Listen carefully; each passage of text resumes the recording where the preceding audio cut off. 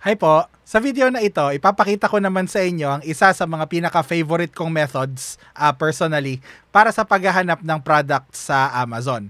At ito ay tinatawag na storefront stalking. So ang storefront stalking ay, well, titingin ka sa storefront sa tindahan ng ibang mga sellers sa Amazon. Tapos, kakalkalin mo kung ano yung mga paninda nila. Tapos, titignan mo kung may mga profitable doon na pwede mong i-source at ibenta. Basically, ang katumbas nito ay yung parang nagpadala ka ng spy o ikaw mismo mag-i-spy ka sa mga kalaban mong tindahan. Titingnan mo kung ano yung mga mabenta doon sa mga paninda nila.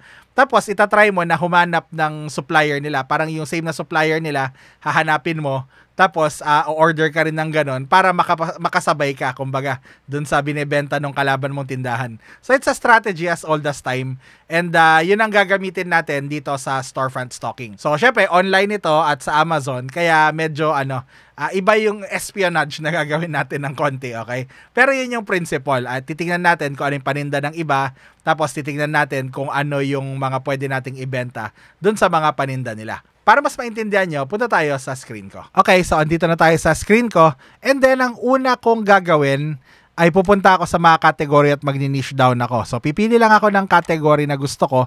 Kunyari, home and garden tools, yan.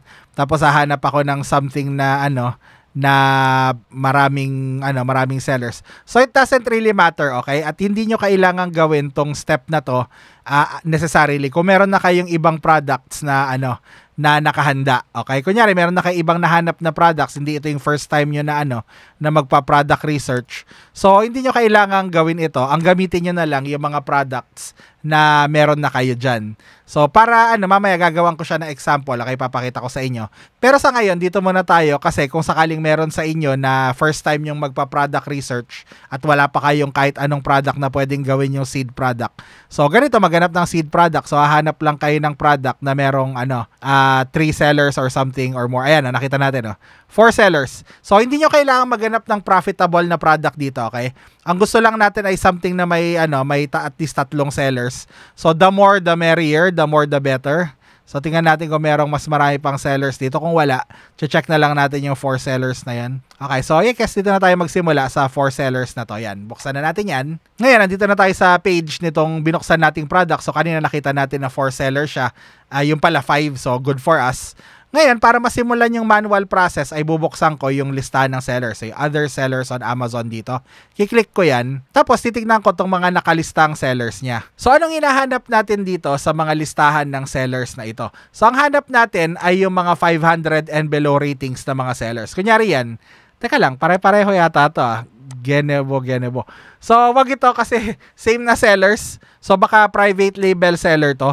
Pero ideally, yung hinahanap natin kung sakali ay yung mga may below 500 rating. Bakit yung mga below 500 ratings? Kasi nag-online arbitrage tayo, 'di ba? Kaya ka nga nandito na nag-aaral ng product research for online arbitrage kasi nag-online arbitrage ka.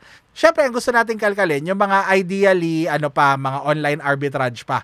Kasi syempre, yung mga nag-online arbitrage, mas madalang silang makakuha ng ratings kasi nga parang mas konting sales. By default lang naman, okay? Hindi ko naman sinasabi na lahat ng nag-online arbitrage ay small time. Meron yung mga malalaki dyan na store na na nag-online arbitrage pa rin. Pero kasi pagdating mo sa mga thousands and up na mga ratings, usually yung mga yan, super dami nang nabenta niyang mga yan na kahit na nag-online arbitrage sila, minsan masaya na sila sa mas maliit na profit. Tayo nga, ang gusto natin yung mga mas malalaking profit, yung ROI. So gusto natin yung mga medyo baguhan pa lang na naghahanap pa ng na mga products na malaki-laki pa yung ROI. So yun lang naman ang reasoning ko kung bakit 500 and below ratings yung pinapahanap ko sa inyo. Hindi naman to ironclad na rule and makita nyo sa next video natin kung bakit. Pero for now, dito muna tayo mag-focus. So, nakita natin na pare-pareho ito ng sellers. So, skip natin to. Bumalik tayo. Maghanap tayo ng iba. Kasi hindi natin gusto yan. Gusto natin yung iba-ibang sellers. So, may nakita akong 3 dito kung di ako nagkakamali. Yung katabi yata niya. So, tingnan lang natin. Baka sakaling yon magkakaibang sellers. So, yun ang gusto kasi natin mga magkakaibang sellers. Hindi yung mga pare-pareho lang yung sellers kagaya ng example kanina. Baka, baka private label. Baka mahanap din natin mga private label sellers. So, tandaan nyo, ang goal lang natin ay maghanap ng mga potentially, potentially online arbitrage sellers din. So, hindi ko alam kung ano nangyayari dito, pero ayan, 3 FBA sellers. Check natin to. So, baka kasi pare-pareho lang ito. Ang gagawin ko, ipe-prepare ko na yung mga bandang page, siguro, mga gitna nito. So, 400. Tingnan natin yung mga page 300 na siguro. Skip natin. Palagay ko around 300 makakuha na tayo ng something na maraming sellers. So, tingnan natin ito. 5 sellers din. So, Fusey. Oy, ito. Iba-iba yung mga sellers. So, I think okay na to. Ito na lang. Huwag na tayo lumayo. So, makita nyo rito na iba-iba yung sellers niya, which is good. Tapos, itong kabuda na to ay 927 ratings. Itong si Teuzi 89, so good. Pwedeng pwedeng yung isang yan online arbitrage seller. Ito rin, Xiao Dian ba yan? O something. Sorry kung mali. And then si Grande Globe. So, pwede. Pero makikita nyo na Fuse ito. So, tingnan natin baka hindi siya, baka private labeler siya. Tingnan nga natin. Fuse brand eh. So, parang ayokong kunin tong Fuse brand na to. Yung Fuse seller na yan. Check natin tong Grande Globe na to. So, yun lang naman. Ang ginawa ko, i-clinic ko lang yung store name niya. Tapos, ang gagawin ko ay, titignan ko sana yung mga products niya, pero mukhang wala siyang ibang mga product. So, check natin yung iba. Ito, si Xiao Dian. Check natin. So, ayan. Ang gagawin nyo ay visit the whatever storefront. Okay? Yan yung i-click nyo. Pwede rin naman dito, si all products. Pero ito na lang yan. Visit the blah blah storefront. So yung kanina walang ganun siguro dahil wala siyang paninda. Tapos meron siyang 8 results. Pero ang palagay ko dito mga private label ito eh. So ignore muna natin kasi tingnan nyo puro 1 seller, 3 sellers. Parang private label to. So iwasan natin. Ngayon, balik tayo dito sa sa mga results ko. Ayan, 5 Kaso sponsored eh. Pag sponsored na ganyan, di yan OA eh. So hanap tayo ng iba. Ito yung sponsored na product kanina. So siguro at this point, lilipat na ako ng category. So lipat tayo dito ulit. Okay, hanap ulit tayo. Tapos punta tayo sa siguro, sa mga beauty and health. Ayan, check natin yan. Baka meron na dito. Tapos tayo sa all beauty. So again, ang point lang dito is maghanap ng product na product na parang maraming seller. So, check natin. Skincare siguro. Ayan. Maghanap lang tayo. Siguro face. Ganyan. Tapos, tignan natin. Palagay ko wala tayong makikita rito na maraming sellers. Pero check natin. Baka sakali lang.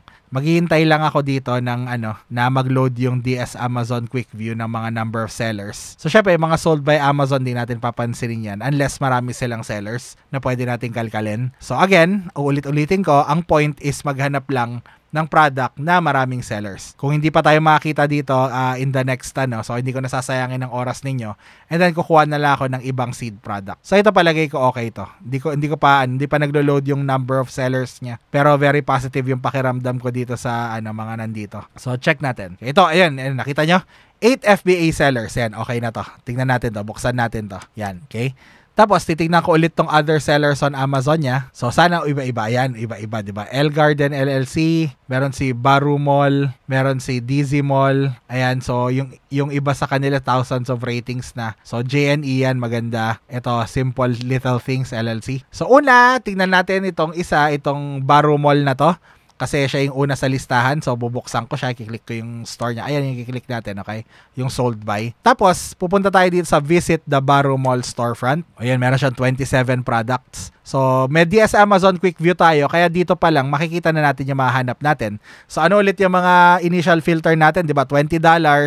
Tapos, kailangan 3 or more sellers. Kailangan yung sales rank ay below, well, hindi na tayo magkakategory dito. So, gagamitin ko na lang ay 200,000 and below or 150,000 and below pala. So, tingnan natin. So, walang $20 to. Okay na siguro 1949. Okay, sige. Ito, titingnan natin to. Pwede na to. Palulusutin ko na, okay? Kasi, yung filter ko ay $20 and above, di ba? Pero 1949, konti na lang naman diferensya. Tapos, yung sales rank nito ay below 150,000. Tapos, more than 3 sellers. So, bubuksan ko na ito. Tapos, syempre, pagdating ko rito, further analysis ng Kipa chart. Tapos, makikita ko rito na meron siyang 15 sellers. So, ngayon, pwedeng ito naman ang gawin kong seed product. Dahil mas marami na yung sellers nito. So, nakita nyo, ganun lang. Tapos, titignan ko na yung Kipa nito. Okay, buyback statistics. Tayin natin. Tapos, dito, pwede ko na siyang i-google kung nag-fit siya. So, pwede ko nang i-check kung ungated siya. And all the other checks na kanina, ayan, so may 1. Okay yan, gusto ko yan, good sign yan. Kahit na bagong seller, so nakapasok sa buy box.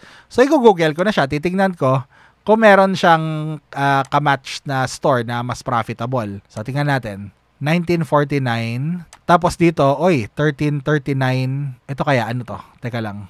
So, ito naman, Cosar X 100 ml. So, 100 ml ba to? 25 ml. Wow, okay. So, hintayin natin. Baka meron tayong ano. Ito na lang siguro. Mukhang ito yung pinakamura eh. Or ito ba? 150 ml. Ito. Mukhang ito. Yan, tingnan natin itong Stylevana na to. Tapos tingnan natin kung parehong-pareho sila. So, Cosar X Advanced Snail Peptide Eye Cream. Snail Peptide Eye Cream. 73.7 snail mucin. Tingnan nga natin kung may 73 point something snail mucin yan. Parang wala. Tingnan natin. Hindi ko alam eh. Is it the same product? Hindi ko masyadong makita. Teka, enlarge natin. So, Peptide Eye Cream Cosar X. Parang palagay ko siya to. I think siya to. Okay. I think siya yan. Ibang angulo lang. So, paano kaya ingredients hindi ko makita? Maganda sana kung makikita ko yung ingredients para masiguro ko. Pero ganito na lang, hindi ko na lang siya i-deep check. Check lang natin kung profitable ba siya. So, ilan yung sales, sales equity niya. So, tingnan natin. 1297. So, hindi ko na siya i-jungle scout kunyari. Check ko na lang kung profitable siya. Kasi sigurado ako malakas bumenta to, tas 15 sellers. So, check na lang natin. Para lang as an example purpose, hindi na to humaba masyado. Kasi mamaya magpapakita rin naman ako sa inyo ng actual. So, kunyari lang gusto ko mag-check out ng ilan ba yung free shipping nito. I think 99 yung free shipping nito kung di ako nagkakamali eh. So, kuha tayo ng 5 or 10 muna. 5 siguro. Kuha tayo ng 5. So, i-block muna natin yung notification na yan. Tingnan lang natin kung enough siya para makakuha ng free shipping. Okay. Tapos, tignan natin yung cart natin. Ayan, free shipping na nga siya. So, check out natin. And then, guest muna tayo ngayon. Okay, hindi muna ako gagawa ng account kasi para lang naman siya dito. So, lumabas yung coupons, yung coupert. So, legit to. So, i-close muna natin to. Yung mga promo nila. Okay? Actually po, yung mga promo na ganun pala, isingit ko lang. Pwede nyo rin tignan yung mga yon. Part din siya ng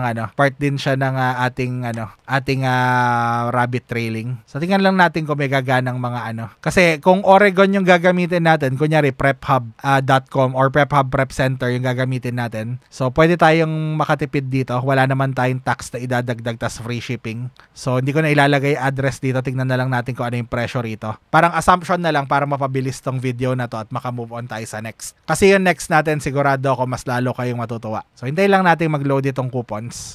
Tingnan natin kung ano yung gagana sa kanila. Ayan, so tapos na mag-load yung ating coupert. So, mukhang nakakuha tayo ng discount. So, hindi ko na ito i-check out sa huli kasi para hindi na to masyadong humaba. Huwag kayong mag-alala, meron naman tayo example mamaya ng actual. So, 56.24. Kunyari, yan na lahat. And then, Prep Center naman yung gagamitin sa Oregon. So, sure naman na walang dadagdag na tax. Yung shipping naman ay free. So, palagay ko ito na yung final price.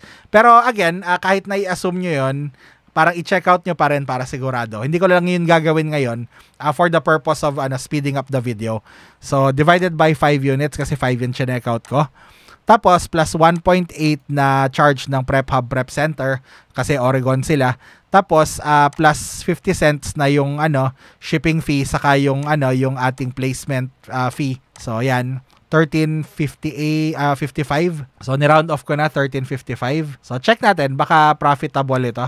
Di ko lang alam, palagay ko hindi to profitable, pero tingnan natin. So yan, hindi siya profitable pero at least nakita nyo yung buong process. So ang gagawin natin ay iisa-isahin natin to mga products na kine-carry nitong seller na to hanggang makakuha tayo ng something na profitable.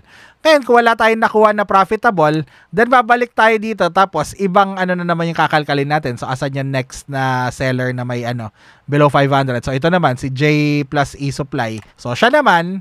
And then, same process all over again. So, titignan ulit natin yung kanyang storefront. And then, titignan ulit natin through our initial filter kung ano yung kasya. And then, i-analyze ulit natin. And then, i-google natin. Yun, ganun lang kasimple ang ating manual na storefront stocking. So, maghanap ka ng something na maraming sellers. Tapos, hanapin mo yung mga sellers na below 500 yung ratings. Tapos, kalkalin mo yung kanilang storefront. Tapos, initial filter nga, ayan, kakalkalin mo. Tapos, i-google mo lang yung mga, yung mga pasado sa analysis mo. O kaya, i-check mo na lang muna kung ungated ka bago mo siya i-fully analyze. So, nasa sa inyo na yun. Basta ang mahalaga, i-analyze nyo lahat dun sa mga tinuro ko sa first part. Tapos, kung pasado siya sa lahat ng analysis, di i-google nyo siya or hanapan nyo na siya ng profitable na source. And kung profitable siya, then ibenta nyo na. 'di ba? So masarap mag storefront stalking kaya ito yung isa sa mga pinaka-favorite kong method. Mamaya ipapakita ko naman kung paano ito gamitin using Keepa and yung Asin Zen na pina-download ko sa inyo dun sa mga tools sa sa first part nitong course na ito. So maraming salamat po. I'll see you in the next video.